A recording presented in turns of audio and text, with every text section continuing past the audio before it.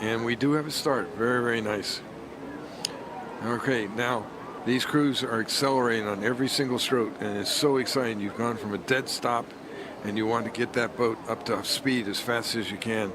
And it looks like Treasure Coast, yep, Treasure Coast caught a flyer, and they have edged into the front. And you're looking from left to right. It's Orlando. Hillsborough got a good one too. Yeah. So from right to left, it's Orlando, and then back a little bit is First Coast. There's Treasure Coast. They're right up there. Academy of the Holy Names back a little bit, and 2 lanes over, as Casey says, is Hillsborough, and they are really flying as well. And now Orlando is starting to reach down in, and they're grinding it. There they go. Orlando's found that groove. Got off the line, maybe off the line, not quite as like they want to, but now they're grooving it, and they're going to be starting throwing the shots at everybody.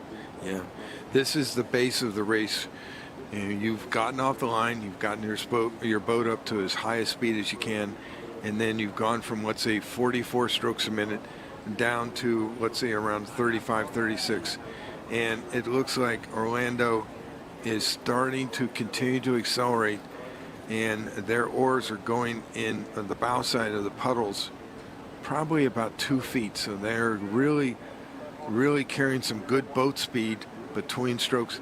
And also another technique, and I think that Orlando's doing, is halfway down the slide, halfway after the recovery, they're setting their body angle, and then they're using their legs in order to pull the boat underneath them. You get a little bit of acceleration halfway through, and that's allowing them to now start moving away from the field. So Orlando now has about a half length over our second place boat, which is Treasure Coast, and our third place boat is the Academy of the Holy Names, and First Coast is now in fourth place. But all these boats are connected. That means there's no open water between them, and Orlando is now in what's called the base, and they're trying to move away, but it looks like Treasure Coast might be saying, well, maybe not. I don't think they're moving away yet. I think it's pretty well stationary as far as the spacing is concerned between themselves and Treasure Coast, about a half a length. Treasure Coast might even be moving up slightly here. Yeah, well, Treasure Coast and the Academy of Holy Names, they're pushing each other, and maybe that's providing the impetus for the move back in. And First Coast also getting a little bit closer up to these front leaders. Again, this is going to be for medals, so First Coast now look like they're starting to come close to Academy of Holy Names. Still currently in fourth. Academy of Holy Names in third, but First Coast holding right there. Yep. But they're creeping. Well, Orlando continues to grind, and I think that's an appropriate term, because I'm looking at they're really getting their oars in the water. No pun intended. Maybe there was a pun intended, but oars have their oars in the water and really hanging on it and really pushing away. So we're seeing some really like speed boats. I think by the last time I saw a buoy line cross, we'll see here at the 500 to go. It looks to me like First Coast has now pushed their bow into second position. They were in fourth, and now they're in second. It might only be by a foot over Treasure Coast. Yep. But still, they went from fourth place position to second in this middle 500. So great for them. Yeah, it looks like First Coast might be, in fact, the fastest boat on the water as they're coming into the end of the island. 350 meters to go.